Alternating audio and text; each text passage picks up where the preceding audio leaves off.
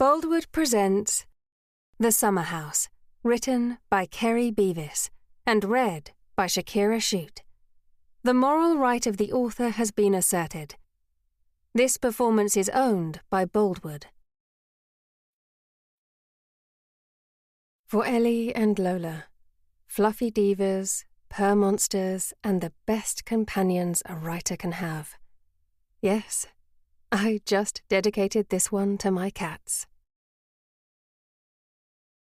Chapter 1, 2005. We are playing one of our games. Wait for me in the summer house, your note had instructed. Midnight. Wear your red dress, and don't put on any underwear. G. Kiss, kiss, kiss. I know you like how the red dress looks on me, the way it dips between my breasts and skims my hips. But you have never made any specific request for me to wear it. Until tonight. Well, it isn't exactly a request.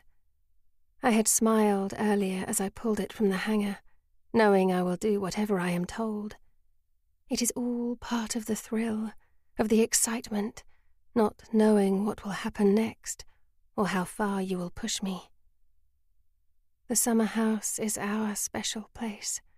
This private part of the garden, far away from the main house, is a place of secrets. They are ours alone, and no one will ever learn what truly goes on inside this pretty white wooden building with its vaulted roof and panelled door.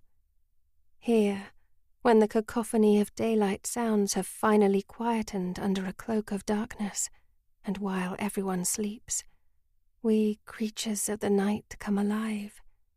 This is when I can truly be myself. My blood had heated in anticipation as I made my way across the lawn, the grass dry between my toes, and the fragrant scents of honeysuckle, lavender, and jasmine clinging to the air. My excited heart beating faster as I wondered what tonight's game would be. The chair that had been positioned in the center of the floor had drawn my attention as soon as I entered the summer house. The cushion had been removed, and from the glow of the paraffin lamp, I could see a red silk scarf draped across the wooden seat. Behind it was a second note, which I opened with trembling fingers, reading your words. Sit on the chair. Put the blindfold on. Wait. Do not move and do not disappoint me. I recognized your scrawling handwriting, could picture your long, nimble fingers holding the pen, and heat pooled inside me, knowing your hands would soon be touching me. The blindfold is a first for our games, but I covered my eyes willingly, knotting the scarf behind my head, eagerness overriding the flicker of apprehension in my gut. It is not uncomfortable, but the silk is thick, and as I sit here waiting for you, I can't see a thing. It heightens my other senses, and I am aware of everything. The ticking of the wall clock, the hoot of a barn owl, and the creak of the chair as I shuffle slightly, trying to find a more comfortable position. Without the cushion, the seat is hard beneath me, and after a while I can feel the spindles digging into my back. Although the temperature has dipped slightly, the humidity allows little respite. It is going to be a warm night, too hot for sleeping. I only showered an hour ago, but already the nape of my neck is damp. My legs are sticking to the chair through the thin fabric of my dress, and a trickle of sweat is running down my back.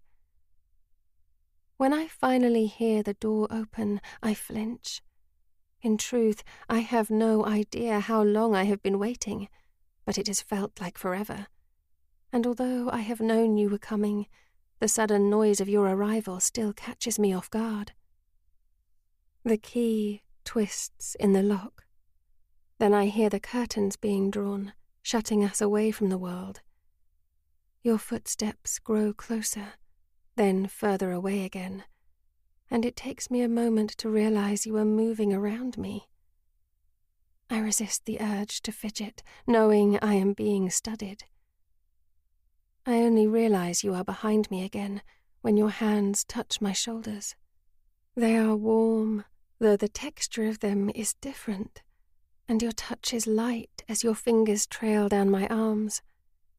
Your familiar fragrance lingers in the air, and I breathe it in, steadying myself as I resist the urge to speak. I am desperate to know what tonight's game will entail, but I also understand that the rules are I must never ask. You are guiding my arms behind me now, and for a moment I wonder what you are doing. Then I am aware of something wrapping around my wrists.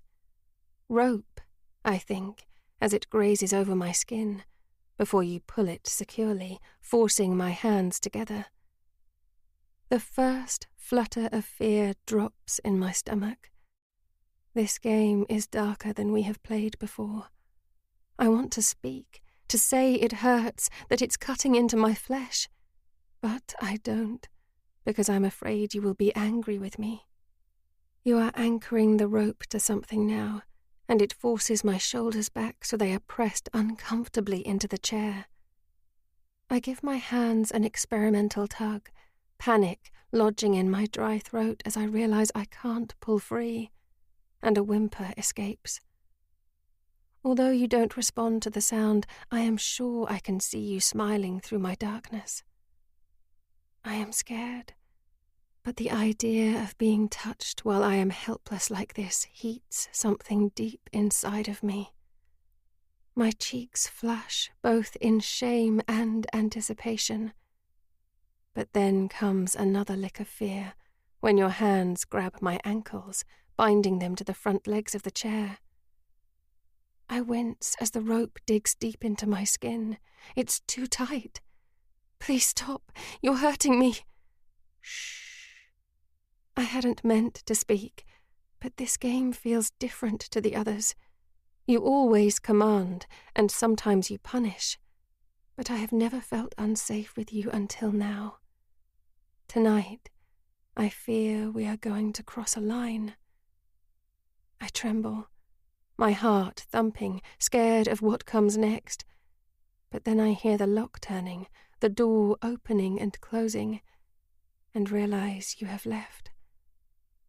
Alone, tied to the chair in this unbearably hot room, I wait, my imagination running wild.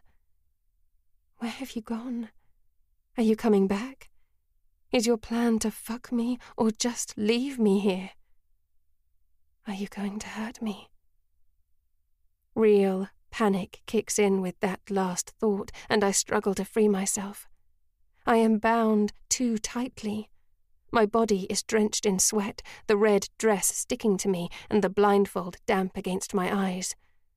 My hands and feet are starting to tingle, and there is pain in my shoulder blades from the way my arms are positioned. I want you to come back and untie me. Moments later, your hands touch my shoulders again, and I yelp, jerking against the chair.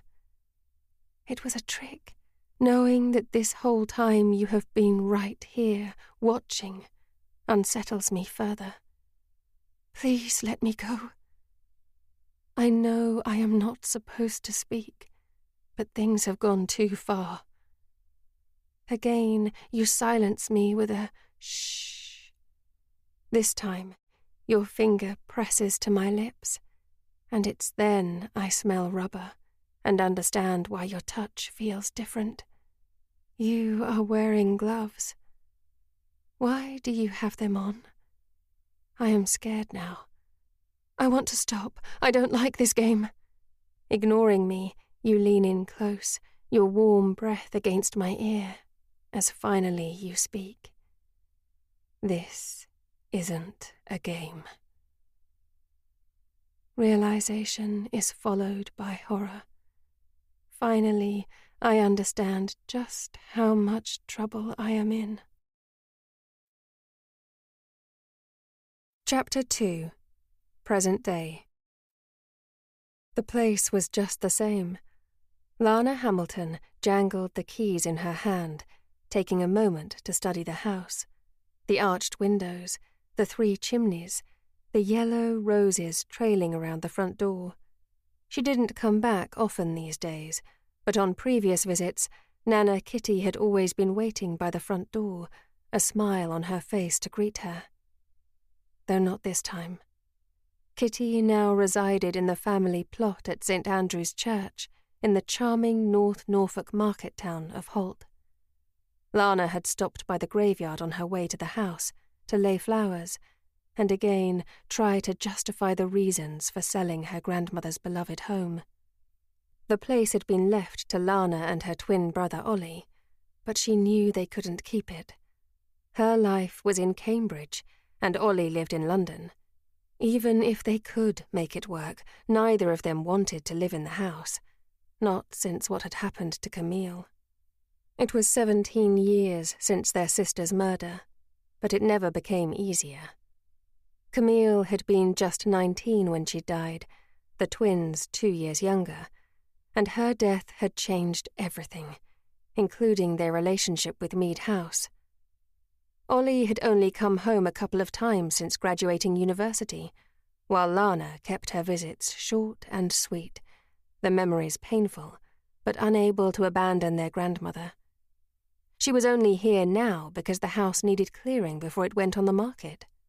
It irked her that Ollie had shunned his responsibilities, forcing her to do this alone, claiming he couldn't get time off from the bank where he worked. And yes, her ex-boyfriend Matt had offered to come with her, but given that their relationship had not long ended, she was wary of giving him the wrong signals.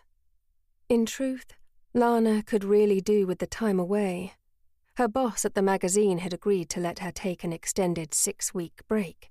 As a graphic designer, she could have worked remotely, but getting the house market ready was going to be a big job.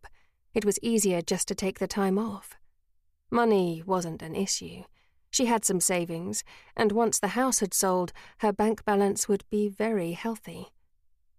It was bittersweet, though, as it came at the expense of her grandmother. Kitty's death had been a huge shock.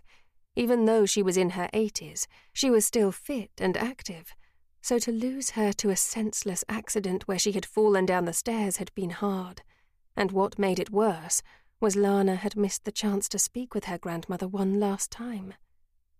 She had tried to contact Lana the day of her death, and the brief voicemail asking for a call back was still on Lana's phone. She had been in a meeting all afternoon, though, and by the time she had picked up the message, it was too late. Thank goodness a few of her grandmother's friends had been going over for a bridge evening and had spotted her through the hall window. Otherwise, her body could have remained there for days. If she could trade her inheritance for another year with Kitty, Lana would do so in a heartbeat. Instead, she was left with a message containing what were possibly her grandmother's last words. The memories were strong as she forced herself towards the house and unlocked the front door. Her luggage was still in the boot, but it could wait. Right now, she wanted a few minutes to reminisce. Her mother had died of cancer when Lana had been little more than a toddler, and her father, Kitty's only child, had drank himself into an early grave just a couple of years later. Nana Kitty had taken all 3 of her grandchildren in, and Mead House had become their home. Although Lana and her siblings had gone to boarding school, this was where they spent all of their holidays. The long, lazy days of summer, playing in the gardens or swimming in the outdoor pool, and Christmas, when their grandmother went to town with decorations, making the place into a winter wonderland. The house was set on a generous plot of land just a couple of miles from Holt, a sprawling country manor built in the mid-19th century and hidden away down a long driveway. It had been a place of happiness until what had happened to Camille. But Kitty hadn't ever considered moving. She had lived here ever since marrying Lana's granddad, when she had been in her early 20s. He had died before all 3 grandchildren were born, and Kitty had never remarried. Lana hated the idea of her grandmother rattling around in the big house alone, but she knew Kitty would never leave. This was her family home.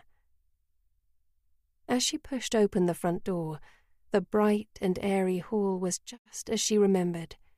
Painted in a cheerful daffodil yellow, the wide staircase straight ahead, and the morning sunlight spilling through the wide window at the top of the stairs, bouncing off the crystals of the oversized chandelier and making them sparkle.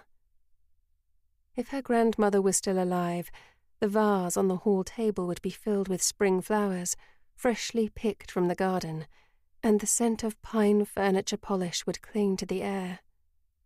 Instead, there was a hint of mustiness and dust gathered around the vase. It was now June, and nearly 2 months had passed since the funeral. It showed. The lounge stood to the right, a large but welcoming space dominated by a huge fireplace.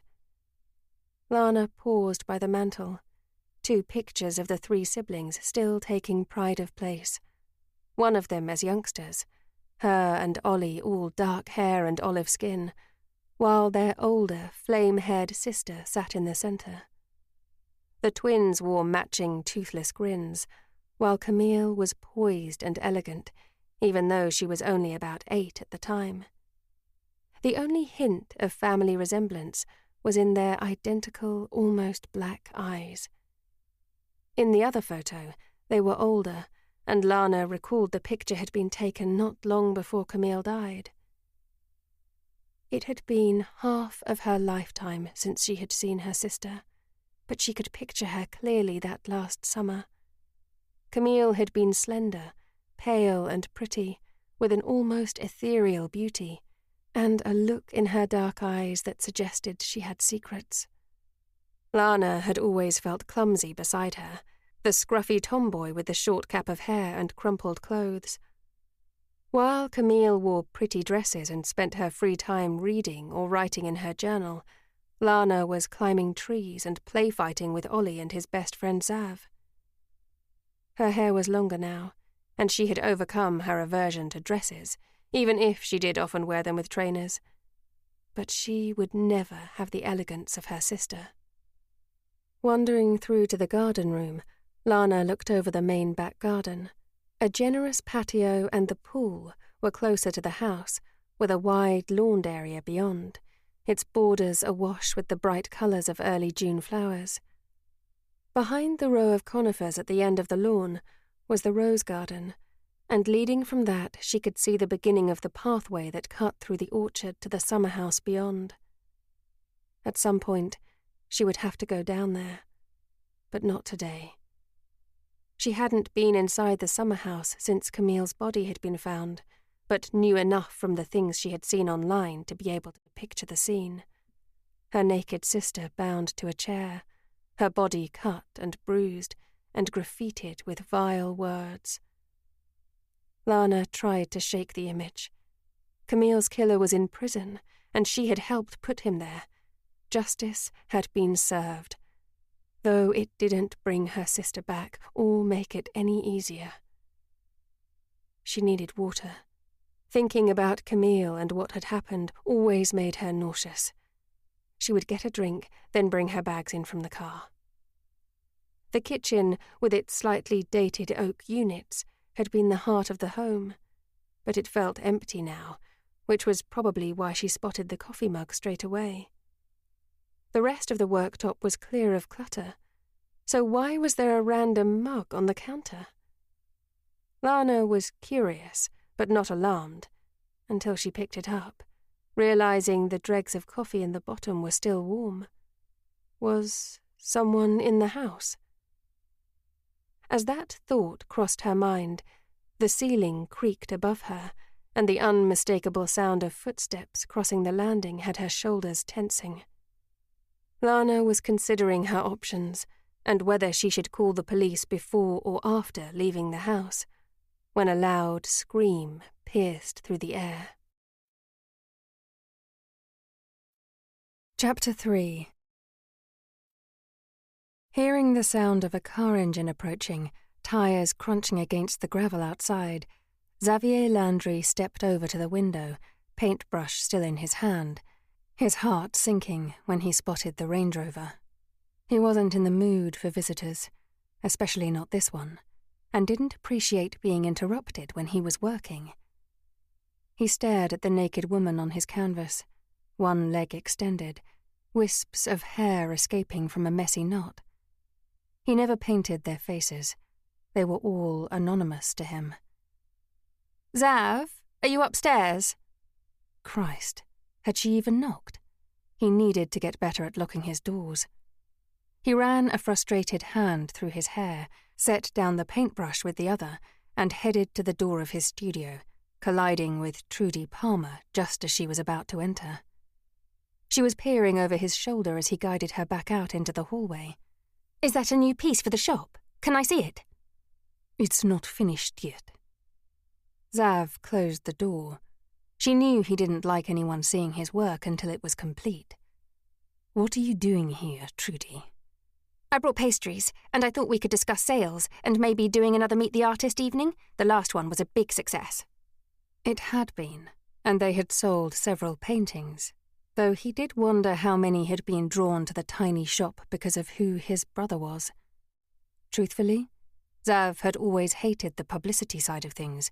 He understood it was part of the job, and for a long time he had played the game, but he had moved back here for a quieter life. He was happiest when he could just lock himself away and paint. "It was a few months ago. We should probably leave it longer." "And miss out on potential sales. I could advertise in a different area, try to pull in a new crowd, and it helps people to connect with your work." Trudy was pushing now, sounding more like she owned a gallery rather than a small art and craft shop in Holt. "They love you, Zav, the brooding French artist." "Half French," he reminded her, "and I've lived here longer than there." "Minor details." Trudy waved his concerns away. "You know the language, can charm them with your accent." "I don't have an accent." Well, barely. Zav had moved to the UK with his mum and brother when he was 9, shortly after his father had died, and although he had lived in France for a couple of years in his late 20s, the North Norfolk coastline was the place where he felt most at home. "You really shouldn't undersell yourself, hun. You're the full package." Trudy's gaze was fixated on his face now, and she had a wistful look in her eyes. Shit. If Zav was counting his faults, failure to read signals would be on the list. Trudy wasn't really here to talk sales, and again he mentally kicked himself for sleeping with her. One stupid, drunken decision he was coming to regret again and again and again. Trudy wasn't an unattractive woman, but there was no spark, at least not on Zav's side. He had known her for a long time, and she had been in the year below him at school. Zav had left town after his brother Sebastian had gone to prison, unable to deal with the gossip and the pointed stares, and for a long time he had stayed away. His mother was still here, though, refusing to leave her home, and knowing she wasn't getting any younger, he had returned a year ago. Trudy had been one of the first to welcome him back. Being friends was fine, but he didn't want a relationship with her. "You have a little paint." "Sorry?" "On your cheek." Trudy had licked the pad of her thumb, was already reaching in to rub it when Zav caught her hand. "I need you to leave." "What? But I bought pastries." Trudy didn't bother to hide her disappointment at his bluntness. Add lack of diplomacy to his list of faults. "Take them with you. I've already eaten. Now isn't a good time. I really need to work." "We do need to discuss business, Zav. You can't just lock yourself away." She sounded a little annoyed, and he didn't want to fall out with her. Although he didn't need her business, he liked working with her, and to her credit, Trudy Palmer had always gone above and beyond to sell his work since he had been back in Norfolk. "I need to head into town tomorrow, so how about I call in and see you? The new painting should be ready and I can bring it with me." He offered her a smile, relieved when her frown relaxed. "You promise?" I promise. Now just go. Perhaps we can go for a coffee. Maybe. He managed to get her down the stairs and out of his house, closing the door as soon as she was back in her car, this time locking it.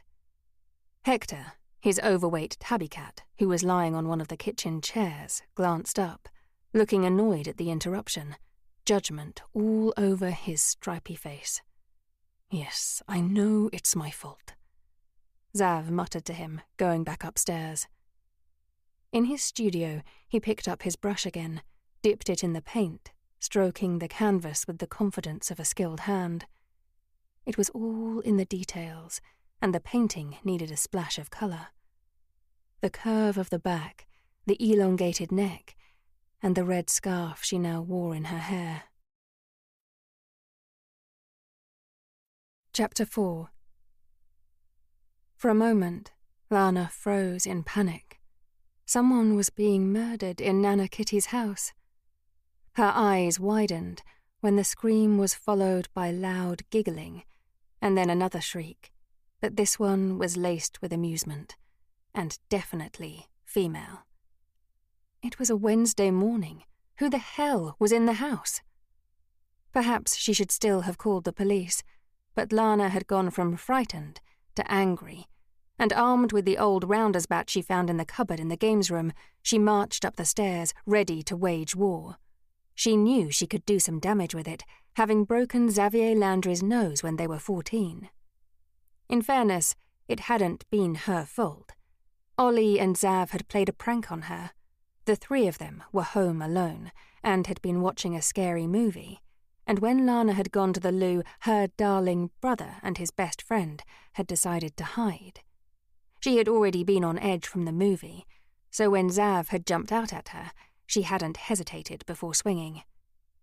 She had been grounded for a week, though it was kind of worth it, as Xav seemed to view her with a newfound respect afterwards. Recalling how he had looked at her the last time their paths had crossed, had Lana's gut tightening more than the threat of what was upstairs. You're dead to me. Leave me the hell alone. She could remember the hatred on his face, knew he meant every word, and all these years later it still cut deep. Trying to push him from her thoughts, Lana focused on the sound she had heard. She was on the landing now, and the doors to the rooms were all open. All but one. Her old bedroom. She hesitated. Was that where the woman was? As if to confirm, she heard another giggle come from beyond the closed door, then the muffled sound of voices. Lana pushed the handle of her bedroom door down slowly, easing it open. Through the visible crack, she could see her unmade bed and a naked woman sitting in it. Some Barbie doll with a lit cigarette in one hand and a phone to her ear in the other.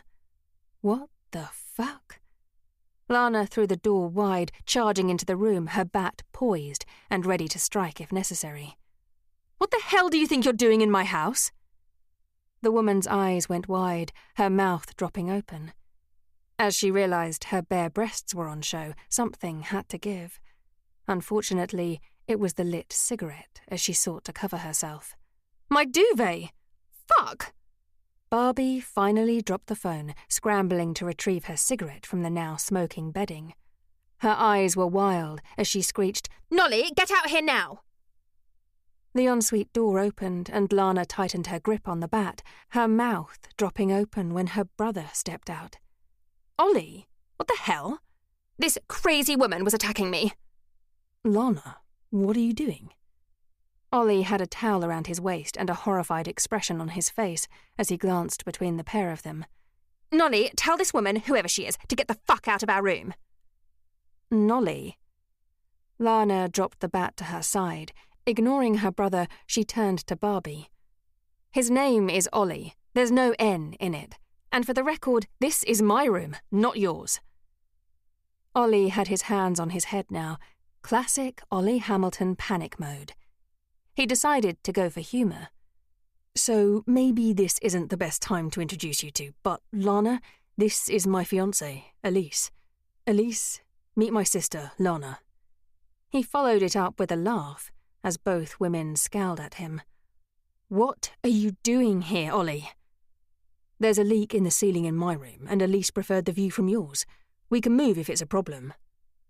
He shot Elise a worried look, and, seeing her scowl deepen, quickly added, "Though you don't really mind, do you? It's not like we've lived here in years."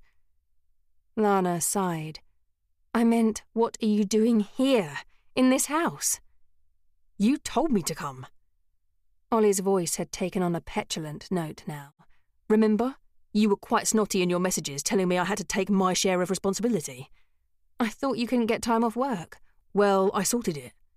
Lana glanced between her brother and Elise. He was right. She had told him to come.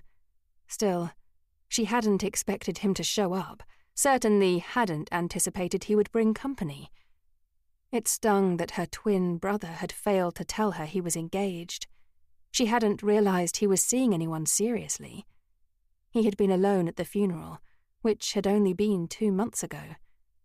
Lana had made most of the arrangements for that, communicating with Ollie mostly via WhatsApp. At no point had he mentioned anything about a fiancé. Looking back, she supposed they hadn't really spoken much on the day, both of them still in shock and dealing with their grief as they thanked well-wishers. Pushing her hurt to one side, Lana reminded herself that he was here now, and that counted for something. Maybe this was a chance to reconnect and start fresh. That meant giving Elise a chance too. As first impressions went, Lana wasn't a fan, and she was pretty certain Kitty would have shared her opinion. But for Ollie's sake, she would make an effort. She found a smile for them both. "You're right. I did, and I'm glad you're both here. I'm sorry. I didn't mean to barge in here and scare you, Elise. I thought the house was empty and panicked." She looked at her brother.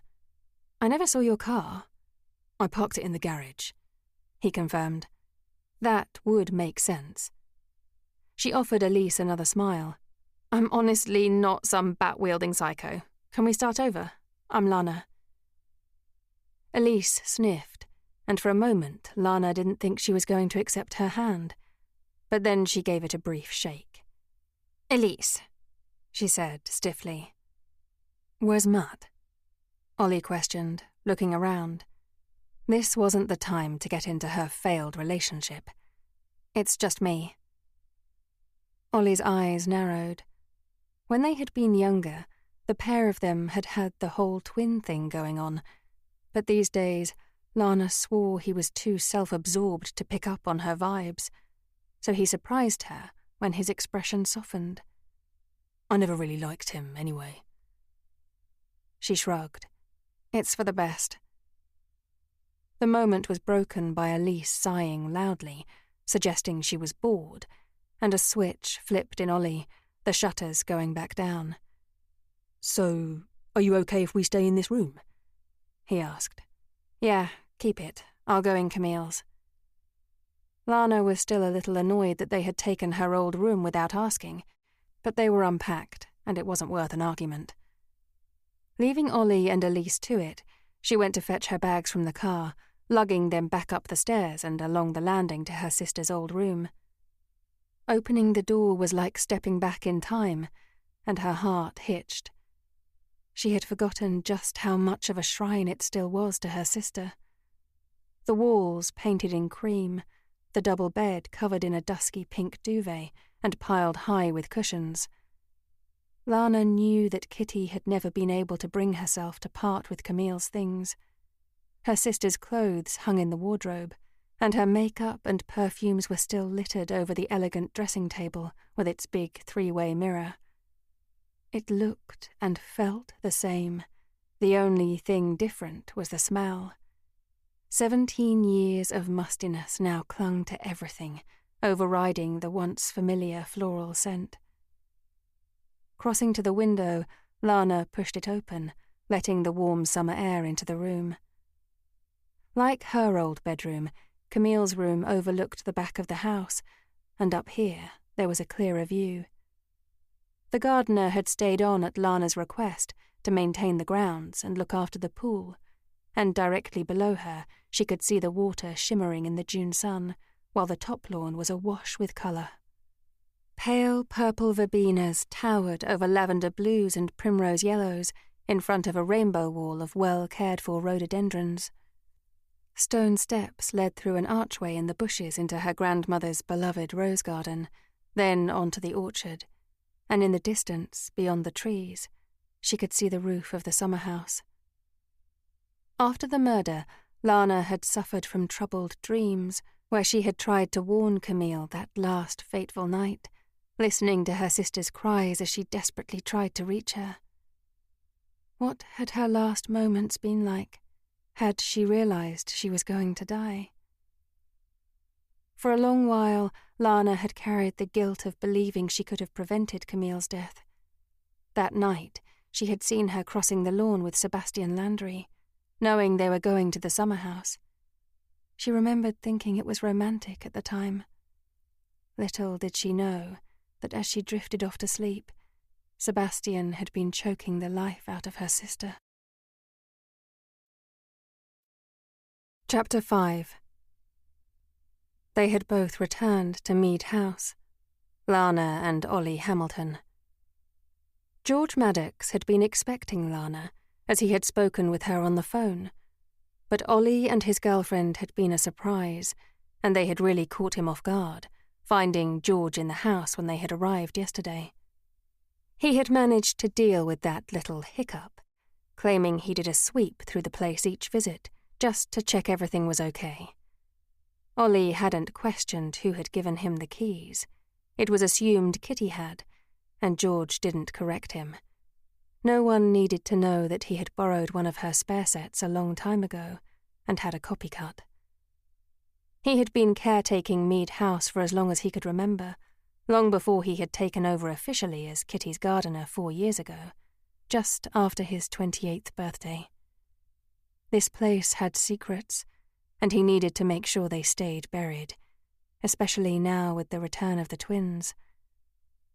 They planned to put the house on the market once it had finished going through probate, and that was a good thing, though they would need to clear it first, and that could be dangerous. George had tried to make sure there was no trail to link back to him, but if they looked hard enough, who knew what they might unearth? He would keep watch, play his role of the friendly and helpful gardener, completely harmless and a bit of a goof. That persona worked for him best, as it encouraged people to drop their guard.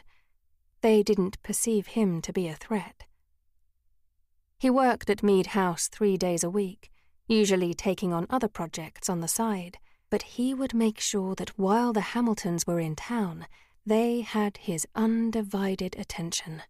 Once the place had been sold, he could breathe a little easier that the secrets of Camille Hamilton's murder would remain hidden. He thought of her now, the cool and beautiful redhead who had a dark and secret wild side. The last time he had seen her, she had begged him for her life. It had been over for her too quickly, but he couldn't afford to dwell on that. One fuck-up defined him. If any problems arose, he would deal with them. George had a wife and kids now, and he was happy. He would do whatever was necessary to ensure nothing disrupted the life he had built for himself. Chapter 6. Lana's resolve to get along with her brother's fiancé lasted less than 24 hours. She had tried. She really had, but Elise was proving to be insufferable. Lana had gone out to buy groceries, and she had then spent the afternoon giving the house a good clean. It was tidy, but dust had started to gather. Finally, when she was dead on her feet, she had cooked dinner for the 3 of them. A peace offering and a fresh start, she figured, ignoring the fact that while she had been working, Elise had been swanning about the house as if she owned it, more interested in Kitty's heirlooms than whether Lana needed any help. Ollie had made a token effort, cleaning the bathrooms, before disappearing upstairs at Elise's command. Lana had hoped to have a catch-up with him, but that seemed unlikely while his fiancé was about. She made sure to give them plenty of warning, shouting up the stairs a good half an hour before serving up the food, and her first thought, when Elise walked into the kitchen 15 minutes later, was that she was a little overdressed for dinner, wearing a black chiffon dress and heels, her blonde hair in an updo, and big earrings glittering at her lobes. Lana ignored the rumble of annoyance as Elise gave her jeans and t-shirt a disdainful look. Okay, so she was a mess, but she had been working. I hope you're hungry. I made way too much pasta. Actually, we're going out. You're what? Lana thought she had misheard, but then Ollie appeared, one of his dark grey suits on and the top 2 buttons of his shirt undone.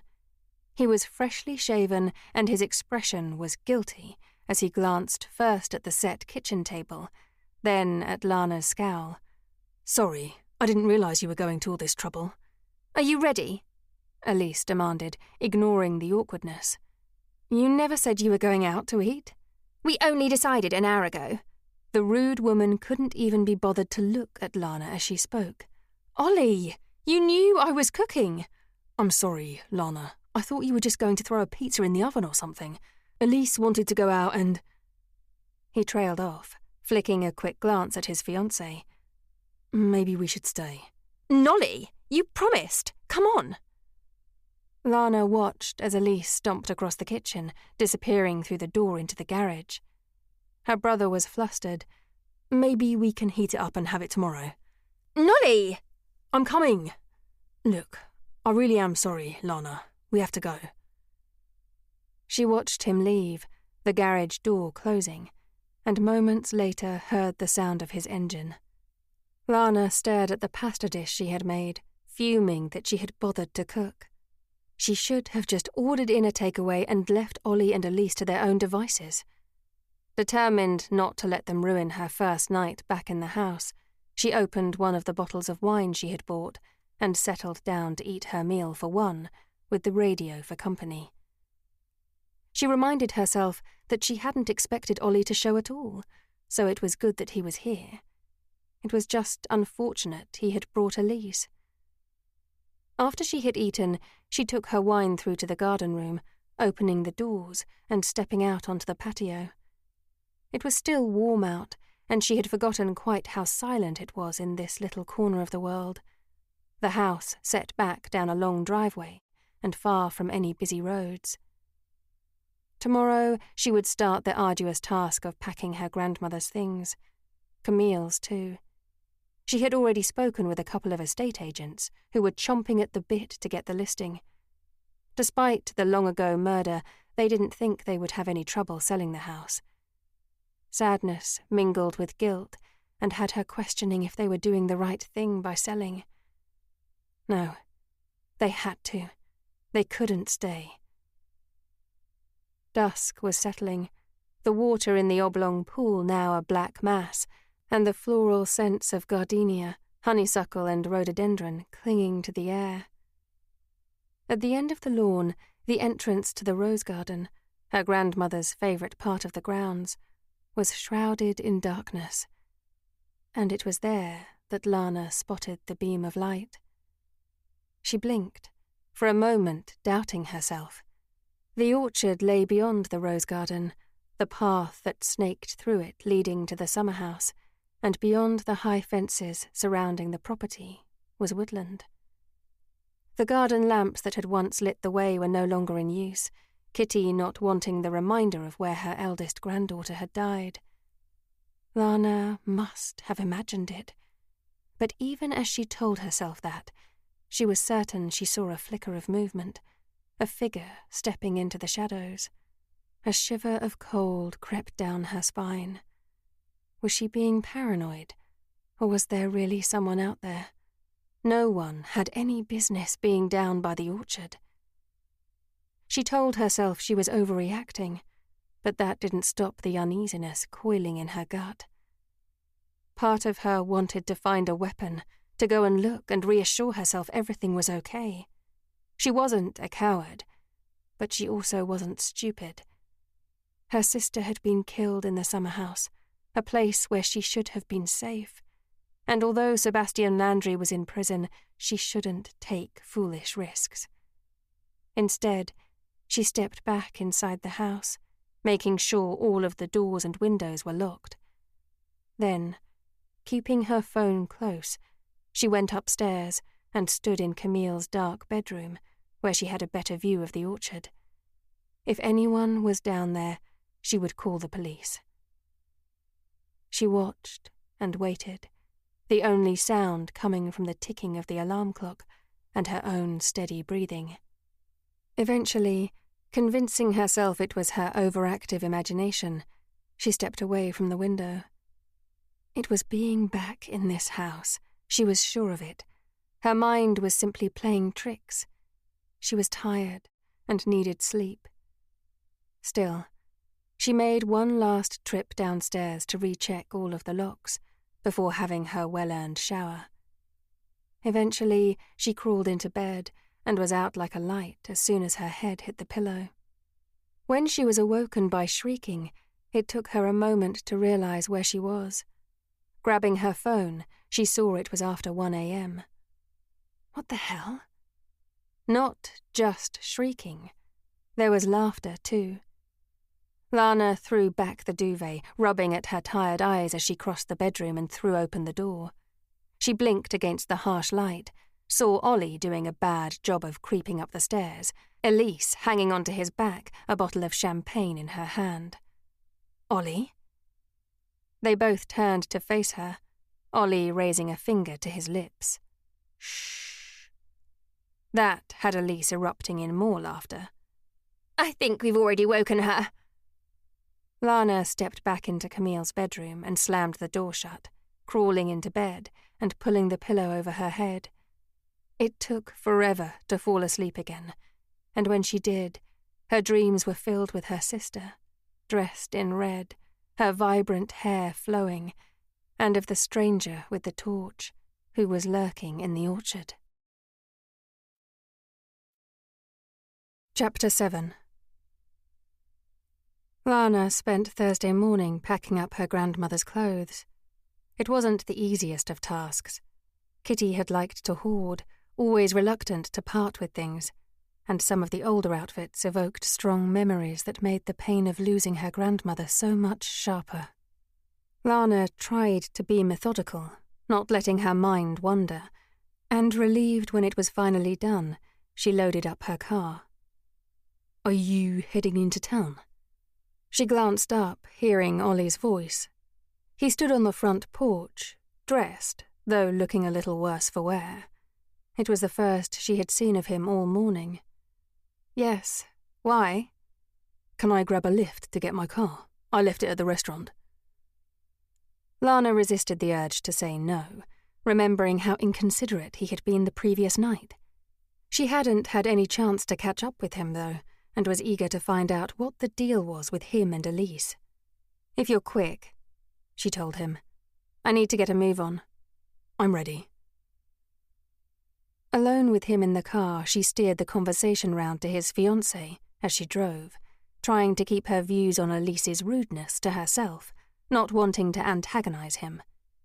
Instead, she focused on specifics, surprised to learn the woman originally came from Norfolk, mildly amused when Ollie described her as a model who was between jobs, and concerned when she found out they had only met a couple of months ago.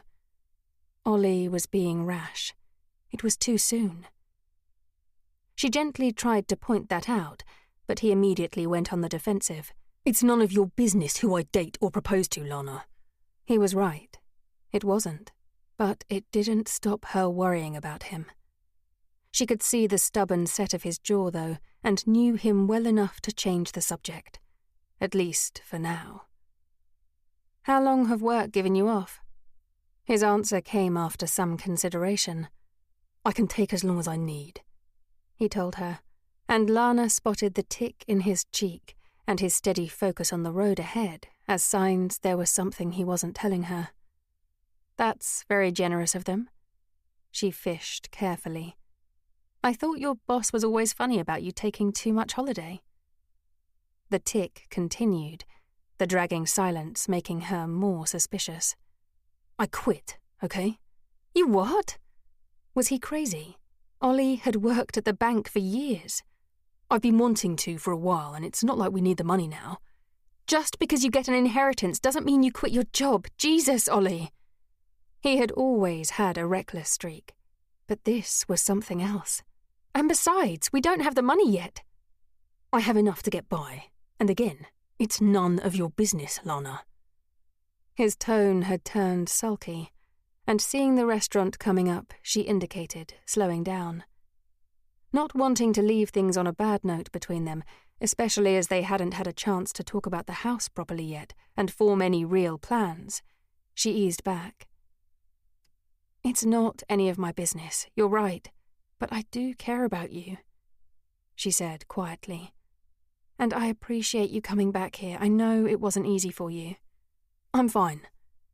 The easygoing grin was back in place as he leant over and kissed her on the cheek. You don't have to worry about me.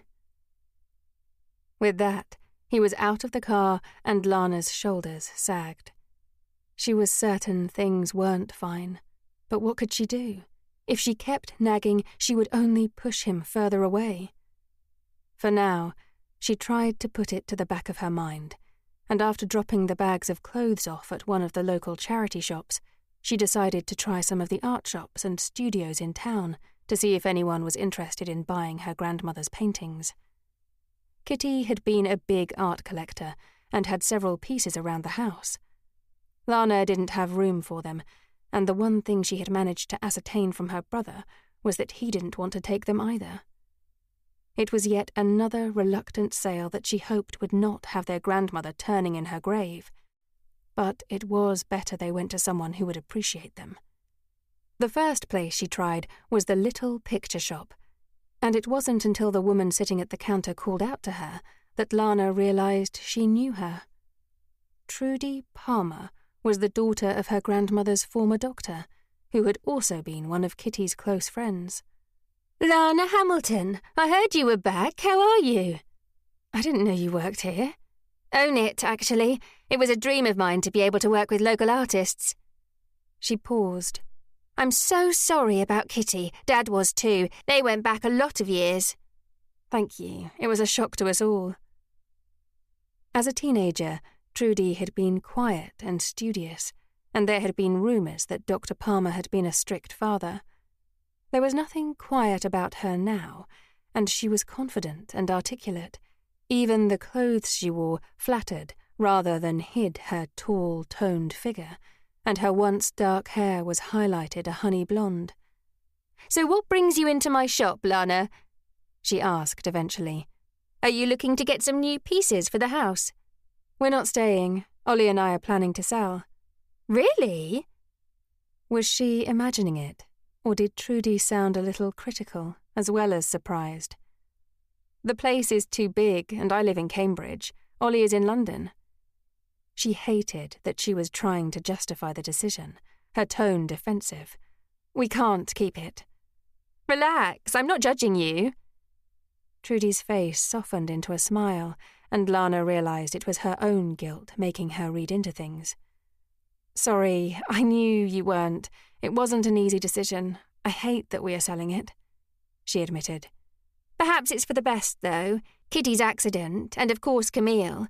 I know there are some bad memories for you. There were, but Lana didn't want to dwell on those.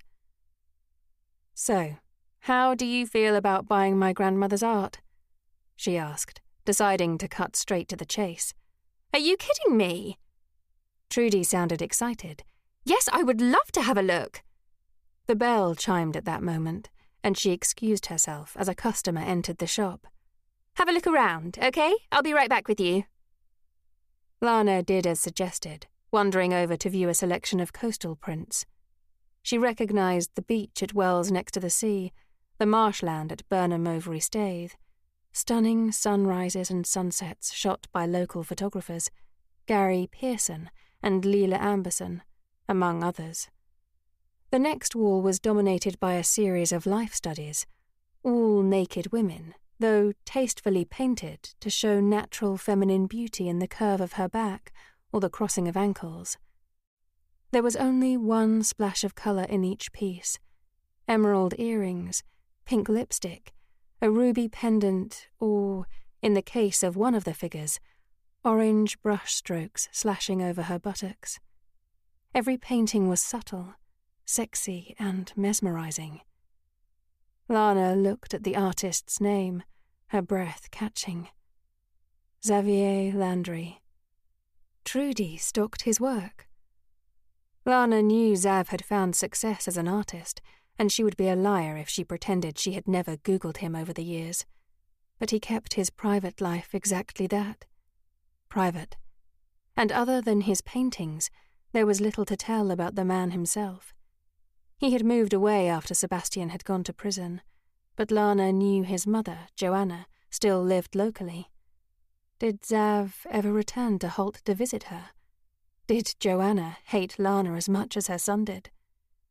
"He's a brilliant artist, isn't he?" Trudy's voice cut through Lana's thoughts, and she guiltily stepped away from the display, as if she'd been caught looking at something she shouldn't. Heat rushed to her face.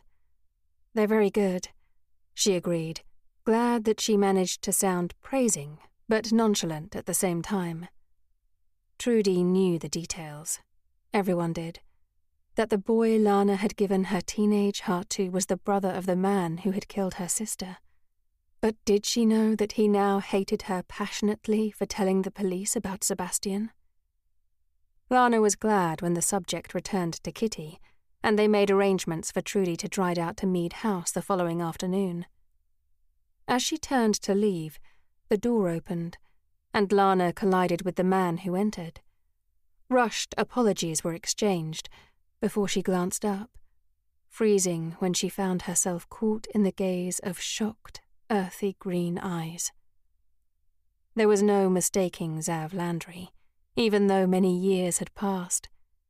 The softness of youth was gone, and what stood before her was an older but finer honed version, his jaw grazed with stubble and fine lines fanning from his eyes. The dark waves of his hair were more unruly than she remembered, and the perfect symmetry of his face was flawed by his slightly crooked nose, the one Lana had broken years earlier.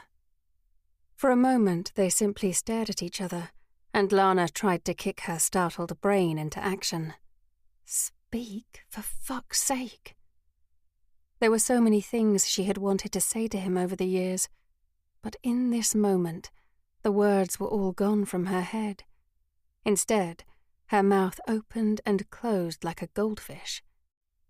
Xav was the first one to react, his expression going from shocked to horrified to disgusted, as he visibly flinched, stepping away. It was then that Lana found her voice. "Xav!" He pushed past her, heading into the shop without a word. "Xav, please!" She was wasting her breath. He didn't even hesitate, instead speaking directly to Trudy, as if Lana wasn't even there. It was only then she realized he was carrying a canvas. "I'll take this straight out back." His voice, with just the faintest hint of accent giving away his French roots, conjured up a whirlwind of memories, many good, but others painfully bad, and she stood rooted to the spot as he disappeared through the doorway behind the counter, unsure whether she should follow after him and try to make him talk to her, or if it was better to leave. Why was he here? He was supposed to have moved away.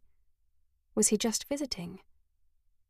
Eventually, her head won over her heart, something that might have been to do with the way Trudy was looking at her sympathetically.